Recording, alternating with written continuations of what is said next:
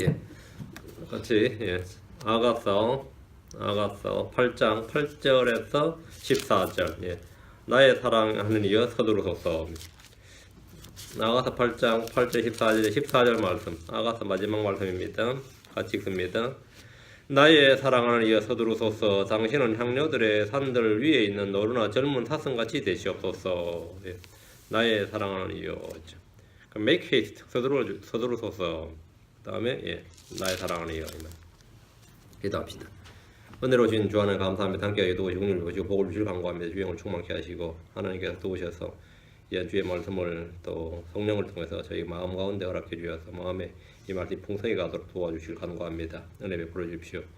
아버지 하나님께서 늘 주의 사랑이 넘치게 하시고 저희가 또 주를 향한 사랑이 또 더욱 마음과 혼과 힘을 생각을 다해서 그렇게 사랑할 수 있는 그런 지체를 나되도록 복을 허락해 주실 간구합니다. 이 시간도 주의 성령을 통해서 말씀이 선포될 때 듣는 모든 분들이 기쁨으로 믿음으로 말씀 받게 해주시고 또 말씀을 평생토록 간직할 수 있도록 도와주십시오. 감사드리며 주의 성기도 합니다. 아멘. 솔로몬의 노래 마지막 시간입니다. 솔로몬의 노래 마지막은 나의 사랑하는 이여 서두르소서 이 말로 맺습니다. 나의 사랑하는 이여 서두르소서. 신부가 신랑의 오심을 간절히 사모하고 기다리는 기도입니다. 성경에서 주께서 사랑하시는 자로 불린 두 사람이 있습니다. 구약엔 다니엘, 신약에는 사도 요한입니다. 요한이 쓴 계시록 마지막 부분의 기도가 이와 같습니다. 계시록 20장 20절에 이것들을 증언하신 분께서 이르시되 내가 반드시 속히 오리라 하시는도다. 아멘. 주 예수님이여 과연 그와 같이 오시옵소서. 그와 같이 속히 반드시 속히 오시옵소서. 아가서 8장 14절과 맥이 통하는 주 예수님이여 과연 그와 같이 반드시 속히 오시옵소서. 성경에 나오는 마지막 기도 우리 생의 가장 큰 소원은 주님이 속히 오시는 겁니다. 우리는 속히 서둘러야 할 일이 있습니다. 우리는 대적들과 속히 합의하든지 화해해야 됩니다. 부활의 목격자들은 속히 가서 그 사실을 증언해야 됩니다. 첫사랑을 떠난 교회 신자는 속히 회개해야 됩니다. 주님께서 계시록 2장 16절에 회개하라 그리하지 않으면 내가 속히 내게 가서 내 입에 칼로 거들어 싸우리라. 내가 속히 가서 주님 반복해서 내가 속히 오리니 이렇게 말씀하셨습니다. 어떤 이들은 주님 오심이 늦다, 더디다, 없다라고 하지만 주님은 속히 오십니다. 우리는 그때까지 우리가 가진 것, 우리가 받은 것을 굳게 붙잡아야 됩니다. 계시록 3장 11절에 보라 내가 속히 오리니 내가 가진 것을 굳게 붙잡아 아무도 내 관을 빼앗지 못하게 하라. 보라 내가 속히 오리니 보라 내가 속히 오리니 I come quickly. 내가 속히 오겠다. 열을 죽게 받은 것들 맡은 것들이 무엇인지 생각해 보십시오. 그것을 굳게 붙잡아서 주님이 오실 때까지 굳게 붙잡아서 아무도 내 관을 빼앗지 못하게 하라 됩니다. 계시록 22장으로 갑니다. 7절, 12절, 20절 세 구절 봅니다. 주님께서 내가 속히 오리니 이렇게 말씀하신 구절입니다. 계시록 22장 7절, 12절, 20절 보라 내가 속히 오리니 이 책의 대언의 말씀들을 지키는 자는 복이 있도다 하더라. 보라 내가 속히 오리니. 다음 12절 보라 내가 속히 오리니 내가 줄 보상이 내게 있어 각 사람에게 그의 행위에 따라 주리라. 여기서 보라 내가 속히 오리니. 20절 이것들을 증언하시는 분께서 이르시되 내가 반드시 속히 오리라 하시는도다. 아멘. 아멘. 주 예수님이 과연 그와 같이 오시옵소서. 내가 반드시 속히 오리라. 자, 여기 지금 마지막 장에 3번 내가 반드시 내가 속히 오리니 주님께서 이렇게 말씀하셨습니다. 주님께서 친히 하신 말씀이 내가 보라 내가 속히 오리니 내가 반드시 속히 오리라 하셨습니다. 주님 나의 사랑하는 이여 서두르소서란 기도에 응답하신 겁니다. 주님은 지체하지 않으셨습니다. 주의 오심은 더딘 것이 아닙니다. 주의 오심은 성도들에게 복된 소망입니다. 우리는 무엇이든지 서두르지 말라는 조언이나 충고를 받지만 주님께 서둘러 달라고 구하는 것이 재림입니다. 베드로서 3장 12절에 하나님의 날이 오는 것을 기다리고 서두르라. 그날에 하늘이 불이부터 해체되고 원소들도 뜨거운 열로 녹으려니와 기다리고 서두르라. 재림에 관해서는 서둘러라. 급하다, 속히 이 말이죠. 우리는 주께 도움을 구할 때 속히 도와주실 것을 강력히 간구할 수 있습니다. 시편 22편 19절, 38편 22절, 시편으로 와서 22편 19절. 우리 마음이 다급하면 안 됩니다. 조급해도 안 되고 초조해서도 안 되는데 주님께 속히 서둘러 달라고 기도할 수 있는 게 있습니다. 시편 22편 19절 그러나 오 주여 주는 나를 멀리하지 마옵소서. 오 나의 힘이시여 속히 나를 도우소서.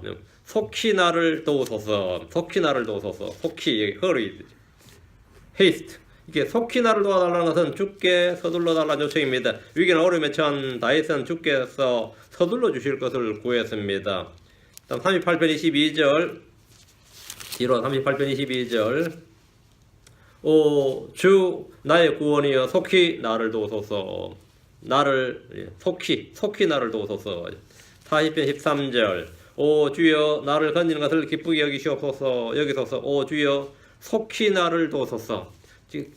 이 속히 서둘러 급하게 전부 다 같은 말입니다. 속히 나를 도우소서. 속히 나를 도우소서. 서둘러 나를 도와주시옵소서. 급히 빠르게 이 말입니다.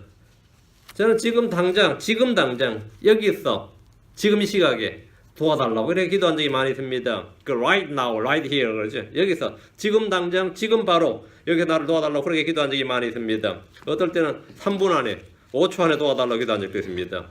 한국 사람들이 성격이 급합니다. 굉장히 급한데 이런 기도는 완전히 왔다 하지요. 속히 나를 도와달라 급하게. 그래서 기도에도 인내 오래 참음으로 기다리다 보면 자신이 기도한 것조차도 잊어버린 채 넘어갈 때도 있습니다. 뭘 기도했지 하고 그때는 그렇게 급하게 기도했는데 응답이 잘 안 되는 것 같아서 하다 보면 그냥 까먹고 지나갔죠. 속히 나를 도우소서. 시편 70편입니다. 1절 5절 시편 70편 1절 5절 오 하나님이여 속히 나를 건지소서. 오 주여 속히 나를 도우소서. 속히 나를 건지소서. 속히 나를 도우소서. 무슨 일이든지 때가 중요합니다. 시간이 지나버리면 도움이 아무 소용이 없을 수 있습니다. 전쟁 끝났는데 군대 온다 이러면 이상하죠. 그렇지. 그와 마찬가지로 파산했는데 그때 대출 흑승이 떨어졌다. 그건 소용없는 거죠. 뭐든지 속히 타임이 중요합니다. 구원은 언제나 신속히 임합니다. 구원은 언제나 신속히입니다. 다른 기도는 주님께서 가장 합당한 때에 맡겨주실지라도 구원은 언제나 즉각적으로 임합니다. 여러분이 구원과 구출을 위해 기도할 때 주님은 언제나 급하게 즉각적으로 make haste 속히 건지신다. 여러분이 지금 구원받기를 원해서 기도하면 주님은 내일로 그 일을 미루지 않습니다. 시편 70편 5절 오직 나는 가난하고 궁핍하오니 오 하나님이여 속히 내게 임하소서. 주는 나의 도움이시오 나의 구출자시오니 오 주여 지체하지 마옵소서. 이것도 마찬가지 두 번 다 make haste, make no tarrying.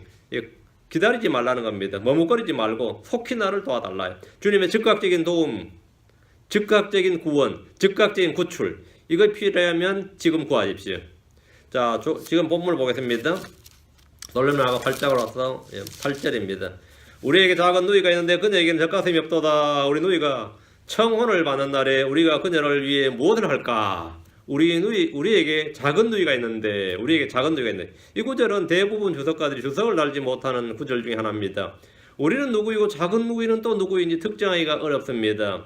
8절을 여인이 한 말로 보면 우리에게 작은 누이가 있는데 이 말은 교회 내 지체들의 영적 상태를 말합니다. 우린 작은 양물입니다. 이스라엘과 유대는 서로 누이 관계입니다. 유대인과 사마리아도 서로 누이 관계입니다. 그 유대인들은 우리에게 작은 누이가 있는데 하면 사마리아인이 되는 겁니다. 이스라엘이 우리에게 작은 누이가 있는데 하면 유대가 되는 거죠. 남한국. 유대인들이 우리에게 작은 누이가 있는데 하면 이스라엘이 되는 겁니다. 캐톨릭 교회가 우리가 작은 누이가 있는데 하면 개신교회가 되는 거죠. 침례교회에서 작은 누이가 있는데 하면 뭐가 되죠? 장로교회가 되나요? 우리에게 작은 누이가 있는데 우리는 모두가 서로에게 지체입니다. 우리에겐 작은 누이가 있습니다. 교회에는 작은 형제들, 어린 지체들이 있습니다. 그들에게는 젖가슴이 없도다. 이 말 아직 덜 자랐다는 말입니다. 어리다, 덜 자랐다는 말이죠. 다른 뜻이 없어요. 더 작은 누이가 있는데 그리스도인들은 갓난아이로 태어나 말씀의 순수한 젖을 먹고 자랍니다. 그래서 어린아이가 되고 아이가 되고 젊은이가 되고 어른이 됩니다. 성경은 우리가 먹고 자라나야 된다고 말씀합니다. 고린도서 베드로서 3장 18절에 오직 은혜 안에서 자라고 우리 주 곧 구원자 예수 그리스도를 아는 것에서 자라라. 그분께 영광이 이제와 영원토록 있기를 원하노라. 아멘. 자라고 자라라. 주님은 자라게 하시는 분이십니다. 고린도전서 3장 6절 7절 나는 심었고 아볼로는 물을 주어서되 오직 하나님께서 자라게 하셨나니 그런즉 이와 같이 심는 자나 물 주는 자는 아무것도 아니며 자라나게 하시는 이는 오직 하나님이시니라. 자라나게 하시는 이는 오직 하나님이시니라. 본문에서는 아직 자라지 못한 여인에 대해서, 작은 누이에 대해서 말합니다. 사도 바울은 때가 되었지만 여전히 갓난아이요 젖을 먹고 고기를 먹지 못하는 성도들에 대해서 탄식을 했습니다. 15장 12, 14절로 나왔죠. 아직도 말이에요. 선생이 되어야 마땅할 터인데 시간으로 보건대 너희가 선생이 되어 마땅하지 아직도 젖을 먹는 자가 되고 또다 하면서 탄식을 하죠. 고린도 교회 성도들이 그랬고 히브리인들 중에도 믿는 자들이 성장하지 못한 채 여전히 구약의 유대교와 율법 가운데 안주했습니다. 왔다 갔다 했단 말이죠. 그녀에게는 젖가슴이 없도다. 이 말은 열매를 맺을 수 없는 상태를 말합니다. 이 유대인과 히브리 문화와 이제 한국 문화의 차이입니다. 한국 문화는, 한국 사람들은 모든 말은 어쨌든 간에 일상 언어가 뭐냐면 다 머리와 연관이 됩니다. 머리와 연관이 돼 있어요. 그래서 뭐 친구들끼리 말하던 누가 말하던 그놈은 머리가 없다, 머리가 비었다, 머리가 돌이다, 머리가 모자란다, 머리가 온통 머리야. 그렇죠. 그 대화의 모든 핵심이 뭐냐면 뭐 일이 잘 안 되면 그럼 머리가 좀 안 된다, 딸린다요. 그 항상 신체 부분 중에서 뭐라죠? 머리를 이야기합니다. 반면에 히브리인들은 항상 가슴이에요. 이 가슴, 예, 하트와 연관이 있다고 보는 거죠. 성경은 머리보다는 가슴에 모든 걸 연관시킵니다. 가슴을. 모든 것은 마음의 문제이기 때문입니다. 가슴이 없다, 그러니까 열정이 없다, 사랑이 없다, 아니면 뭐가 없다, 이거 할 때 가슴이 없다 그러죠. 우리는 가슴이 없다 그러지 않고 뭡니까? 머리가 없다 이죠. 머리가 없다. 그래서 우리는 이제 이 인텔렉츄얼한 걸 굉장히 중요시하고 이쪽에서는 그거보다는 이 하트의 모든 것은 하트의 문제다 이거예요. 모든 것은 마음의 문제다. 젖가슴이 없다면 아직 미성년자이며 많이 자라나야 된다. 그 사람은 지금 없는 마음의 문제다 이거죠. 아이들이 제대로 먹고 양육받으면 자라는 것은 금방입니다. 그래도 요즘 보면 뭐 초등학교 6학년 보면 한 중학생만 돼도 뭐 벌써 아가씨 다 됐네. 금방 자란다. 약간 늦으면 벌써 어이구야 뭐 이렇게 됐죠. 몸은 금방 자란다. 그 가슴이 자란다 이거죠. 제대로 양육받으면 자라는 건 금방입니다. 다시 8절. 우리 누이가 청혼을 받는 날에 우리가 그녀를 위해 무엇을 할까? 교회는 이미 주님과 정혼한 상태고 순결한 처녀입니다. 지금 여기서 우리 누이가 청혼을 받는 날에 이 말은 그리스도의 신부인 교회를 말한 것을 볼 수 있습니다. 그럼 이들을 환난 성도들로 보면 교회는 시온의 딸들이 회심할 때 저 하늘에 있습니다. 우리는 환난 때에 이 땅에서 회심하는 유대인들과 이방인들을 볼 때 할 수 있는 일이 아무것도 없습니다. 어쨌든 그들이 첫 열매고 첫째 부활에 참여하는 성도들이라는 것은 분명합니다. 이들이 이삭 죽게 해당하는 성도들이고 우리에게는 작은 누이가 됩니다. 8장 9절. 그녀가 성벽이라면 우리가 그녀 위에 은으로 궁궐을 지을 것이요 그녀가 문이라면 우리가 백향목 판자로 그녀를 두르리라. 이거 왕이 하는 말이죠. 9절은 이제 왕이신 주님의 답변입니다. 주님께서 신부의 질문에 그녀가 성벽이라면 우리가 그녀 위에 은으로 궁궐을 지을 것이요 이렇게 말씀하셨습니다. 교회는 그분의 몸이고 집입니다. 그 문으로 에베소서 4장 16절 그분으로부터 온몸이 각 부분의 분량을 해서 효력 있는 일에 따라 모든 마디가 공급하는 것에 의해 꼭 맞게 함께 결합되고 들어차서 몸을 자라게 하여 사랑 안에서 스스로를 세우느니라. 이게 영적인 집이란 말이죠. 그런데 본문에서 주님은 우리가 그녀 위에 은으로 궁궐을 지을 것이요 이렇게 하시는데 우리란 표현의 주목. 우리가 누구죠? 성경을 통독하다 보면 곳곳에 주님께서 내가 하다가 우리라고 하는 표현을 볼 수 있습니다. 우리라 말씀하셨대. 이는 삼위일체의 진리를 드러내기 위해서입니다. 예를 들어 하나님께서 사람을 창조하실 때 이렇게 기록되어 있습니다. 하나님께서 이르시되 우리가 우리 형상으로 우리의 모양에 따라 사람을 만들고 그들이 바다의 물고기와 공중의 날짐승과 가축과 온 땅과 땅에서 기는 모든 것을 지배하게 하자. 모든 기는 것을 지배하게 하자. 여러분 우리가 우리 형상으로 우리의 모양에 따라 이랬죠. 우리가 주님께서 내가 하다가 우리가 했단 말이다. 하나님이 우리가 사람이 선악을 알게 하는 나무 열매를 먹었을 때 주님은 우리라고 하셨습니다. 창세기 3장 22절에 주 하나님께서 이르시되 보라 남자가 우리 중에 하나같이 되어 선악을 알게 되었도다. 남자가 우리 중에 하나같이 이랬습니다. 우리 중에 하나같이. 사람들이 모여 바벨을 건설할 때도 주님께서 하늘에서 보시고 하신 말씀이 뭐죠? 창세기 11장 7절에 자 우리가 내려가서 거기서 그들의 언어를 혼잡하게 하여 그들이 서로의 말을 알아듣지 못하게 하자. 우리가 주님께서 하나님이 우리가 하나님께서 우리가 이렇게 표현하시는 거죠. 성경 주님께서 단수이시면서 복수이심을 보여주시는데 이를 신학 용어로 이제 삼위일체 이렇게 말합니다. 삼위일체란 말은 성경 자체에 나오는 말이 아니라 신학 용어입니다. 주님은 그녀를 변화시켜 주시겠다고 말씀하셨습니다. 그녀가 성벽이라면 은으로 궁궐을 짓고 그녀가 문이라면 백창목으로 판자를 두르겠다고 하시는데 작은 누이가 받는 복입니다. 이분은 구약 이스라엘 역사를 보면 잘 알 수 있습니다. 에스겔 16장 뒤로 에스겔 16장을 보면 에스겔 16장을 보면 하나님께서 이스라엘을 어떻게 변화시켰느냐는 것이 쫙 나옵니다. 에스겔 16장 4절 5절 내 출생으로 말하건대 여기서 내 출생을 할 때 이스라엘입니다. 내 출생으로 말하건대 내가 태어나던 날에 사람들이 내 배꼽줄을 자르지 아니하고 너를 물로 씻어 부드럽게 하지 아니하며 내게 속을 뿌리지 아니하고 또 너를 포대기에 싸지도 아니하였나니 아무도 눈으로 너를 불쌍히 여기 이것들 중에 하나라도 내게 행하며 너를 불쌍히 여기지 아니하였고 내가 태어나던 날에 사람들이 너를 빈 들판에 버려 너라는 자를 심히 싫어하느니라. 어떻게 이렇게 불쌍하게 태어날 수 있어요, 그죠? 태어났다 이게 뭐 그냥 완전히 태어난 자체가 출생이 저주야.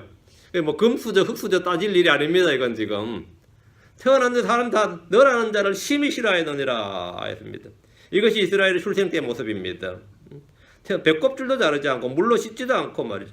그래서 베네도스는 준비해서 이렇게 감싸줘야 되는데 아니다 이 말이죠.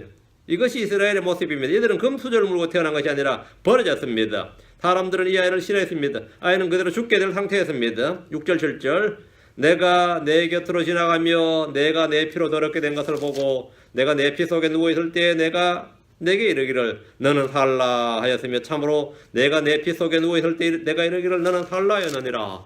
이렇게 해서 어떻게 된 거라고요? 살았다 이거예요. 주께서 이 아이를 살리셨습니다. 사람들은 버렸고 주님 그 지나가면서 너는 살라. 그래서 주님은 그를 번성하게 자라게 하셨습니다. 7절 내가 너를 들에 싹같이 번성하게 함으로 내가 자라고 크게 되어 뛰어난 장소품이 되었으며 내게 젖가슴이 생기고 머리털이 자랐으나 내가 벌거벗은 알몸이었느니라. 이스라엘은 크게 자랐지만 벌거벗은 알몸이었습니다. 아니 나라가 없었단 말이죠. 그죠? 예, 없었어요. 그래서 주님이 하신 일이 무엇입니까? 8절 이제 내가 내 곁으로 지나가면 너를 보니 보라 내 때가 사랑을 할 때더라. 내가 내 옷자락을 내 위에 펴며 너의 벌거벗은 것을 덮어주며 참으로 내가 내게 맹세하고 너와 함께 언약 속으로 들어가며 내가 내 것이 되었느니라. 주 하나님 말하노라. 말씀이 와닿습니까? 주님이 행하신 일입니다. 주님이 이스라엘에 행하신 일이에요. 9절부터 12절 주님이 그녀에게 행한 일입니다. 자 9절 12절 그때 내가 너를 물로 씻고 참으로 내 몸에서 내 피를 완전히 씻어내며 내게 기름을 바르고 또 너를 수놓은 것으로 옷 입히며 오소리 가죽 신을 신기고 고운 앞으로 너를 두르며 비단으로 너를 덮어주고 또 장식물로 너를 단장하며 내 손에 팔찌를 끼고 내 목에 목걸이를 걸어주며 내 이마에는 보석을 귀에는 귀고리를 머리에는 아름다운 관을 씌워주었노라. 이스라엘 이제 하늘의 왕국이 된 거죠. 예, 하나님께서 이렇게 만들어줬다 이거죠. 이스라엘 땅에서 딱 심어주고 이렇게 줬어요. 그 민족들은 머리가 되도록 주님께서 딱 만들어주셨단 말이죠. 주님은 버려진 핏덩이를 사람들이 싫어하는 그 광야에 버려진 핏덩이를 자라게 해서 이렇게 변화시켜 주셨습니다. 이것이 구약의 역사라면 솔로몬의 아가로서 솔로몬의 아가에 나온 이 8대 이 여자는 뭐냐면 대환란 때를 지나면서 겪게 될 미래의 일입니다. 이건 미래의 일이에요. 자 다시 아가서 8장 10절 나는 성벽이요 내 젖가슴은 망대들 같으니 그런즉 내가 그분의 눈에 호의를 입은 자로 있었도다. 이분은 신부가 하는 말입니다. 신부가 하는 말이에요. 작은 누이와 달리 신부는 이미 성벽이고 젖가슴이 없는 것이 아니라 내 젖가슴은 망대들 같으니 이렇습니다. 이건 완전히 성장한 상태였죠. 젖가슴이 팔자랑 완전히 다른 이야기다 말이죠. 교회가 신부라면 환난 성도들 아직 자라지 못한 작은 누이라고 할 수 있습니다. 교회 입장에서 보면 아직 주 예수를 믿지 않는 유대인들 역시 작은 누이에 불과합니다. 신약교회는 이미 그분과 정원한 신부로서 성벽이요 망대들 같습니다. 10절에 그런즉 내가 그분의 눈에 호의를 입은 자로 있었도다. 그런즉 그 신부는 호의를 입은 자예요. 신부는 교회는 주님의 눈에 호의를 입은 자고 사랑받는 존재입니다. 아브라함은 주의 눈앞에서 호의를 입었습니다. 아브라함은 주의 눈앞에서 호의를 입었습니다. 요셉은 주의 눈에 호의를 입었습니다. 출애굽 때 이스라엘 백성들 역시 주의 눈에 호의를 입었습니다. 출애굽기 3장 21절에 내가 이집트 사람들의 눈앞에서와 이 백성에게 호의를 베풀리라. 그러니 너희가 갈 때 빈손으로 가지 아니할 것이요. 주님께서 호의를 베푸셨다. 호의를 베푸셨다. 호의를 입었다는 것은 굉장히 중요합니다. 하나님께서 호의를 베푸셨다. 은혜를 입었다. 긍휼과 사랑을 받았다 이 말입니다. 호의를 입었다 이 말은 그분의 긍휼과 사랑과 한 주님 공급하신 뭔가를 입었다 이거죠. 사무엘은 자라면서 주와 사람들이 호의를 입었다고 합니다. 예수들은 보는 사람들 모두에게 호의를 입었습니다. 우리 주님께서도 자라면서 하나님과 사람들에게 더욱 호의를 입으셨더라. 이렇게 기록되어 있습니다. 그럼 우리가 주님의 호의를 입는 방법이 뭡니까? 우리가 주님의 호의를 입는 방법. 이거 지금 우리 에스더서 할 때 이거 여러 번 다뤘습니다. 에스더에서 제가 한 2번 한 것 같고 같은 말입니다. 그럼 우리가 주께 어떻게 호의를 입을 수 있느냐? 주께 온 마음으로 호의를 구해야 됩니다. Do me a favor 이렇게 호의를 구해야 돼요. 시편 119편 58절에 내가 온 마음으로 주의 호의를 간구하여 싸우니 내가 온 마음으로 주의 호의를 간구하여 싸우니 주의 말씀에 따라 내게 긍휼을 베푸소서. 주께 주의 호의를 구하라 이거예요. 우리는 주께 은혜를 구하고 그분의 호의를 간구함으로 그분이 주시는 은혜와 호의로 살 수 있습니다. 이것이 가장 좋은 겁니다. 다음 방법이 뭐냐? 우리가 해야 될 방법, 첫 번째 기도였죠. 두 번째는 말씀입니다. 잠언 3장 3절 4절 긍휼과 진리를 목에 메고 마음판에 기록함으로 주의 호의를 입습니다. 잠언 3장 3절 4절 긍휼과 진리가 내게서 떠나지 말게 하고 그것들을 내 목에 매며 내 마음판에 기록하라. 그리하면 내가 하나님과 사람의 눈앞에서 호의와 선한 명철을 얻으리라. 뭐 어떻게 하면요? 긍휼과 진리가 내게서 떠나지 말게 하며 그것들을 내 목에 매며 내 마음판에 기록하라. 내 목에 매며 이 낭독이에요. 낭독입니다. 내 마음판에 기록하라. 이건 뭡니까? 암송과 묵상입니다. 그리하면 내가 하나님과 사람의 눈앞에서 호의와 선한 명철을 얻으리라. 선한 명철, good understanding. 그 understanding 잘 깨닫는다 이 말이에요. 선한 명철이란 말은 명철 자체가 선하다 이런 말도 있고 good understanding 하면 understanding이 아주 good, 잘 깨닫는단 말이에요. 예. 다음 8장 35절 주를 찾는 자는 주의 호의를 얻습니다. 주를 찾는 자는 주의 호의를 얻는다. 잠언 8장 35절 누구든지 나를 찾는 자는 생명을 얻고 주의 호의를 얻으리라. 누구든지 나를 찾는 자는 그 주를 찾으라. 주 예수를 찾으라. 매사에 주님을 찾는 사람, 그 사람은 주의 호의를 얻습니다. 다음 부지런히 선을 구하고 구하는 자는 호의를 얻습니다. 잠언 11장 27절 뒤로 오는 거 잠언 9절마다 쫙 그냥 줄을 끊으면 돼요. 잠언 10장 27절 부지런히 선을 구하는 자는 호의를 얻으려니와 해악을 구하는 자에게는 해악이 말이라. 부지런히 선을 구하는 자는 호의를 얻으려니와 부지런히 선을 구하는 자는 선한 사람은 주의 호의를 얻습니다. 잠언 12장 2절 뒤로 온 게 잠언 12장 2절 선한 사람은 주의 호의를 얻으려니와 사악한 꾀를 부리는 사람은 그분께서 정죄하시리라. 여러분이 성경 읽을 때도 마찬가지입니다. 어떤 특정 구절을 딱 봤을 때 이 구절은 좀 키볼스다 싶으면 앞뒤로 가면서 계속 그 구절만 쭉 찾아서 쭉쭉 연결해 놓으면 돼요. 쭉쭉 뭐 잠언이면 잠언, 전도서면 전도서 앞에 몇 구절은 나오거든요. 그럼 그 구절들 딱 뽑으면 돼. 그러면 요게 하나님께 주신 한 가지 뭐냐 문단이 되는 거죠. 주께 호의를 받는 방법은 이게 연결을 쭉 시켜버리는 겁니다. 주께 온 마음으로 호의를 구하고 긍휼과 진리를 목에 메고 마음판에 기록하고 주를 찾고 부지런히 선을 구하고 내가 선한 사람이 되면 주의 호의를 얻는다. 이렇게. 그럼 한 문단이 쫙 되는 거죠. 자, 다시 솔로몬의 악으로 합니다. 8장 11절. 솔로몬이 바알 하몬에서 포도원을 소유하고는 그 포도를 지키는 자들이 세주고 각 사람이 그것의 열매에 대가로 1000개를 가져오게 하였다. 이 포도원이 얼마나 큰지 한번 생각을 해보시면 말이죠. 왕실 포도원이에요. 솔로몬 왕의 왕실 직영 포도원인데 솔로몬은 왕의 정원이 있었고 자신의 포도원이 있었습니다. 왕조국가에서 왕은 국토의 많은 땅을 왕실 소유로 삼습니다. 국유지는 모두 왕실의 소유라 볼 수 있습니다. 솔로몬은 제2기한 동안에 계속해서 도시를 건축했고 많은 땅을 확보했기 때문에 왕실 소유의 땅은 급격히 늘어났습니다.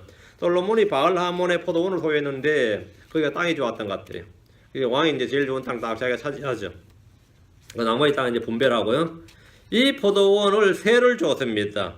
전도서로 가서 2장 4절 6절에 보면 이 솔로몬이 자기 이제 개인 재산에 대해서 말하는 게 있어요. 전도서 2장 4절에서 6절 봅시다. 앞으로 가서 전도서 2장 4절 6절. 내가 나를 위하여 큰 일들을 벌였나니 곧 내가 나를 위하여 집들을 짓고 나를 위하여 포도원들을 세웠으며 나를 위하여 정원들과 가수원들을 만들어 그 안에 온갖 열매 맺는 나무들을 심었고 나를 위하여 물연못들을 만들어 그것들로 나무를 내는 숲에 물을 주게 하였으며 연못 만들어서 그걸로 뭐다고 가수원에다가 물을 줬다 이 말이죠. 자기가 자기를 위해 산 일. 여기 보면 계속해서 나를 위하여 이랬죠. 내가 나를 위하여 주를 위하여 한 일 없고요. 솔로몬의 전도서는 이제 새 아래서 있었던 일, 자기를 위해서 한 일들입니다. 그건 다 이제 끝에 가보면 헛되도다 이걸로 결론이 납니다. 나를 위해서 이렇게 큰 일들을 많이 했다고요. 재산은 엄청 불렸죠. 지금으로 하면 빌리어네어입니다. 예. 지금 세계에서 뭐 빌 게이츠가 최고 부자다 뭐 이렇게 하지만 여기서 부자 소유 집계할 때는요. 뭐 그 중동의 왕실은 다 뺍니다. 왕실을 포함시켜 버리면 이거는 뭐 계산을 그 의미가 없는 일이란 말이죠. 그 중동의 왕실의 소유, 왕들의 그 재산은 그건 비교를 할 수 없는 거란 말이죠. 아무리 뭐 여기 재벌들이 돈 많다 그래도 그건 비교할 수 없는 거죠. 사우디아라비아의 모든 석유는 다 왕실 소유다 해보세요. 이거는 뭐 비교 자체가 안 되는 거죠. 그래 치면 뭐 북한의 김정은이도 재산 순위 몇 위 들어갈 겁니다. 북한 땅 다 자기 거예요, 사실은. 예, 공산주의이기 때문에 다 국유지라고. 국유지란 건 뭐예요? 다 왕실 소유단 말이죠.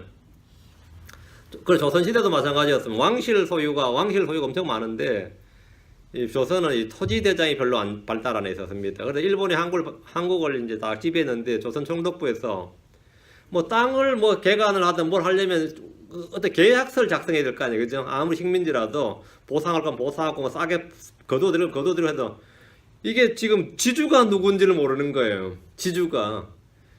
이 조선 총독부에서 제일 먼저 한 일이 땅의 소유를 이거 정하는 거였습니다. 땅의 소유를. 참 한국 그때까지만 해도 이게 개념이 별로 없었어요. 그런 개념이. 그냥 지주, 마름 뭐 이런 거 다 있었는데 이게 별로 전체적으로는 없었습니다.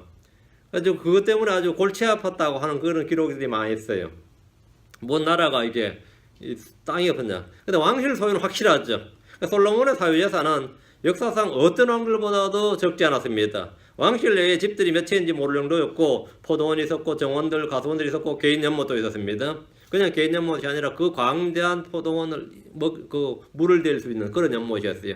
지금도 부자들이 이 정도의 땅과 정원과 수영장을 소유하는 것이 흔한 일이지만 솔로몬의 포도원은 꽤 넓었던 것으로 보입니다. 세주는 사람들에게 받는 값이 은천개라고 하는데 은천개 하면 소출의 일부분을 받는 겁니다. 근데 그 은천개가 한 명한테 준 게 아니에요. 나눠서 여러 사람들 나눠줬으니까 은이 몇천 개, 몇만 개 되는 거죠.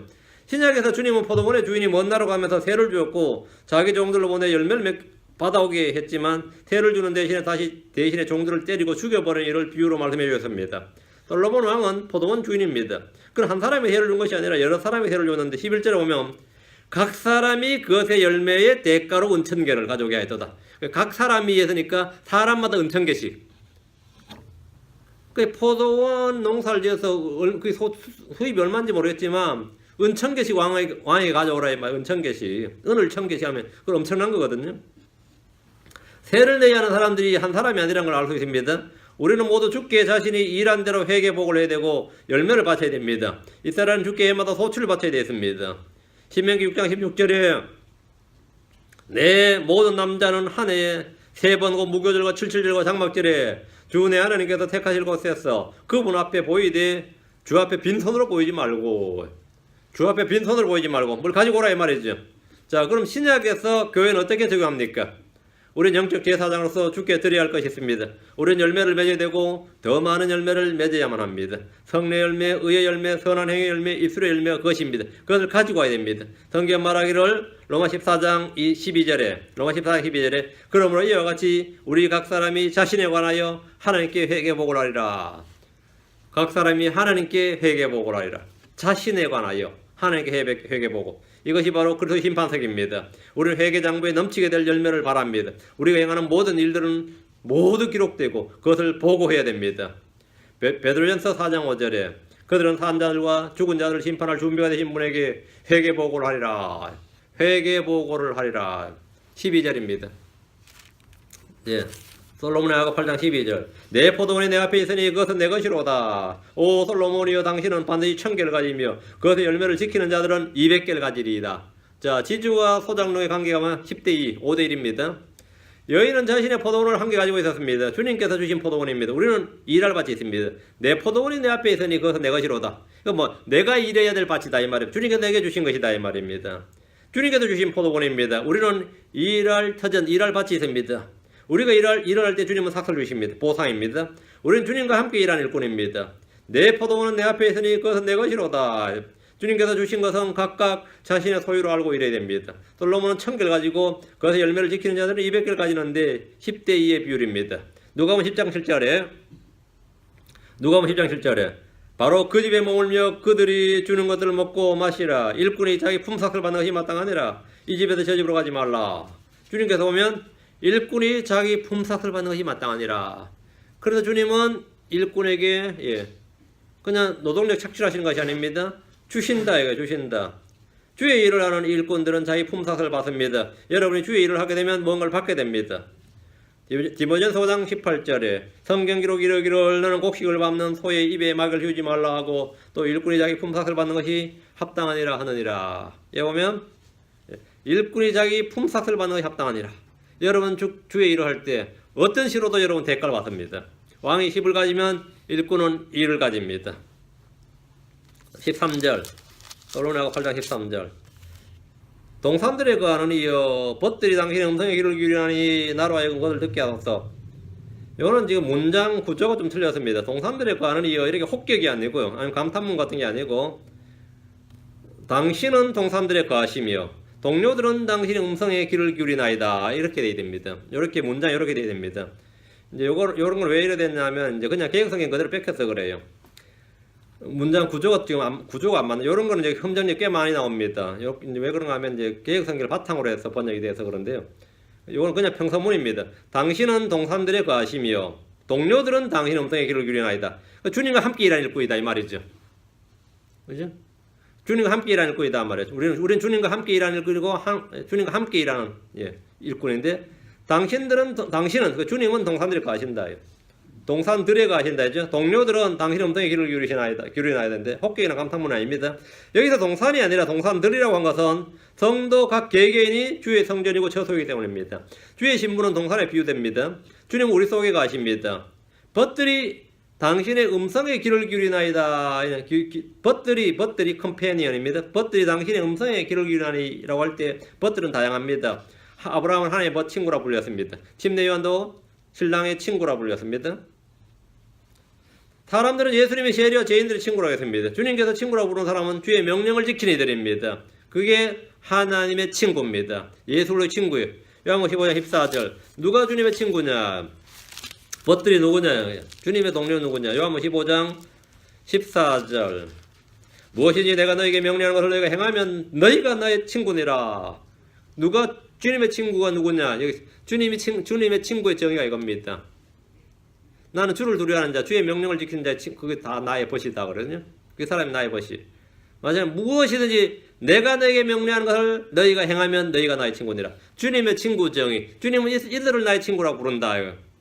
누가 나의 친구냐 그러면 이들이다. 내가 너에게 명령하는 것을 너희가 행하면 너희가 나의 친구니라. 여러분 예수님의 친구가 되고 싶다면 예수님께서 명령하신 것들을 행하면 됩니다. 주의 말씀을 듣고 주의 뜻을 아는 사람들, 주께서 자신을 계시해 주는 사람들이 바로 그분의 친구들입니다. 15장 15절 14절 이거 아랫절 이제부터 내가 너희를 종이라 하지 아니하리니 종은 자기 주인이라는 것을 알지 못하느니라. 오히려 내가 너희를 친구로 하였나니 이는 내가 내 아버지께 들은 모든 것을 너희에게 알려주었기 때문이라. 주님께서 말씀해 주셨다. 들은 모든 걸 알려주셨다. 그러면 벗들은 뭐 한다고요? 당신의 음성에 귀를 기울이나니. 당신의 음성에 귀를 기울이나니. 이것이 우리가 이 땅에서 할 일입니다. 언제나 주의 음성에 귀를 기울이는 겁니다. 그래서 우리는 주의 명령을 행하는 것. 이것이 바로 우리가 주의 신부고 주의 친구고 주의 형제입니다. 교회라는 기본적으로 주님과 어떤 관계냐. 물론 목자로 하면 양이죠. 예수님 머리라면 우리는 당연히 뭐냐 그의 종이 되는 겁니다. 근데 우리는 주님이 신랑이 오는 신부인데 신부, 형제, 친구입니다. 주님 우리를 형제라고 부르시고 친구라고 부르십니다. 또한 우리를 나의 사랑이라고 말씀하십니다. 13절 나로 하여금 그것을 듣게 하소서. 나로 하여금 그것을 듣게 하소서. 주의 음성을 듣게 하소서 말이죠. 주께서 말씀하시고 우리는 그것을 듣습니다. 양은 목자의 음성을 알아듣고 이것은 나의 사랑하는 이의 목소리로다 이렇게 말씀합니다. 여러분 열심히 주님께 나에게 음성을 발해 주시옵소서, 말씀해 주시옵소서, 듣게 해 주시옵소서 하면 주님께서 성경을 떡 내밀어 주실 겁니다. 이게 바로 나의 말이다, 나의 음성이다 이거예요. 자 14절입니다. 나의 사랑하는 이여 서두르소서. 당신은 향료들의 산들 위에 있는 노루나 젊은 사슴같이 되시옵소서. 이 말은 뭐냐면 빨리 달려오라 이 말입니다. 노루나 젊은 사슴이 펄짝펄짝 뛰어오는데 얼마나 신속한지 모릅니다. 신부는 왕의 오심을 기다리고 있습니다. 또한 그것을 위해 기도하고 있습니다. 나의 사랑하는 이여 서두르소서. 속히 오시라는 겁니다. 벌써 주님이 성천하신 지 2000년이 지났습니다. 주님께서 제자들에게 내가 너에게 말한 것 즉 내가 갔다가 너에게 다시 오리라 한 것을 너희가 들었나니. 내가 갔다가 너희에게 다시 오리라. 이게 재림 있죠. 재림의 약속입니다. 우리는 주의 날이 오기를 기다리고 서두릅니다. 교회는 주의 날이 이 땅에 있지 않고 들림받아서 하늘에 있기 때문입니다. 이 세상의 모든 문제는 주께서 오시면 해결됩니다. 정치 문제든 종교 문제든 집안 문제든 민족과 민족의 문제든 인종과 언어 문제든 어떤 사회 문제든지 모든 문제는 다 주의 오심으로 해결됩니다. 우리가 주의 오심을 기다리고 열망하는 것은 주께서 그것을 명하셨기 때문입니다. 뭐하러? 기다리라. 이렇게. 디도서 2장 13절. 디도서 2장 13절. 저 복된 소망과 위대하신 하나님 곧 우리의 구원자 예수 그리스도의 영광스러운 나타나심을 기다리게 하셨느니라. 기다리게 하셨느니라. 때가 되면 주님 오시겠지만 우리는 서두르소서라고 말합니다. 나의 사랑하는 이여 서두르소서. 서두르소서 나의 사랑하는 이여. 이렇게. 서두르소서. 속히 오시옵소서. 그래서 이렇게 주의 오심을 사모하고 기다리는 사람들, 이런 사람들에게 의의 관이 주어집니다. 주의 오심을 기다리는 자들에게는 복된 소망이 넘칩니다. 특히 환난이나 어려움에 처한 혼들에게 주의 재림보다 더 복된 소망이 없습니다. 이거보다 더 복된 소식이 없습니다. 몸이 아픈 사람들이나 죽음을 앞둔 사람들에게 주의 오심보다 더 복된 소망이 없습니다. 주님은 노르나 젊은 사슴 같으신데 이는 신속하게 움직인다는 말입니다. 아가서 2장 9절에 두 구절 비교해보면 지금 8장 14절하고 비교를 다 해보면 아가서 2장 9절 나의 사랑하는 이는 노르나 젊은 사슴 같으시니 보라 그분께서는 우리의 담 뒤에 섰어 창문으로 들여다보시며 격자창을 통해 자신을 보이시는도다. 주님께서 보이신대요. 언뜻 보였다 그죠. 여기 이때죠. 그때 여인은 뭐라 그러죠? 2장 17절 나의 사랑하는 이여 날이 새고 그림자들이 달아나기 전까지는 돌이키시며 또 당신은 베델의 산들의 위에 노르나 젊은 사슴같이 되시옵소서. 이렇게 기도했습니다. 이 장에서는 이제 주님께서 때가 되어 오시라 이 말인데 너무 늦게만 오지 않으면 된다. 이제 8장에서는 뭡니까? 서두르소서. 예. 이제 내 생에 이제 우리도 마찬가지입니다. 처음에는 뭐 내 생에 오셨으면 좋겠습니다. 이제 시간이 지나면 서두르소서 이렇게 되는 거죠. 서두르소서. 내가 늙어가니까. 그렇죠. 이번에 이런저런 말 다 필요 없이 이런저런 말 다 필요 없고 나의 사랑이여 서두르소서 이 말로 끝입니다. 솔로몬의 노래 이렇게 주의 오심을 기다리며 기도하는 것으로 끝이 납니다. 우리가 이 땅에서 사는 삶은 솔로몬의 노래 8장 14절에 맞추어져 있습니다. 여기에 우리가 딱 정지되어 있어요. 나의 사랑하는 이여 서두르소서. 나의 사랑하는 이여 서두르소서. 이로써 솔로몬의 노래를 마치겠습니다. 여기까지 해서 이제 솔로몬 노래 마치고 다음 시간에 뭐 할지 모르겠습니다. 한 주간 생각해보고 다음 주에 이제 남은 거 하겠습니다. 원래 이 오전에 하는 시간은 짧은 성경 지금 하고 있거든요. 짧은 성경 하고 있는데 지금 짧은 성경 한 개 남은 게 뭐냐면 예레미야 예가입니다. 예레미야 예가 아주 짧은 성경 딱 하나 남았어요. 그럼 예레미야 예가라든지 아니면 주제별로 하나 하고 다른 성경 긴 거라든지 하겠습니다. 기도합시다.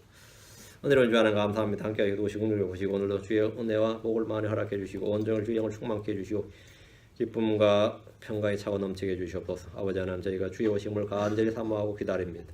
은혜 부어주시고 주님께서 속히 서둘러서 오시기를 원합니다. 아버지 하나님 내가 반드시 속히 오리라 하신 주의 약속의 말씀을 성취해 주시고 아버지 하나님 저희가 더 늦기 전에 아버지 주님께서 오셔서 저희를 저 하늘로 해서 주와 영원히 함께 갈 수 있도록 인도해 주시기를 원합니다. 감사드리며 주의 성기도합니다. 아멘. 아멘.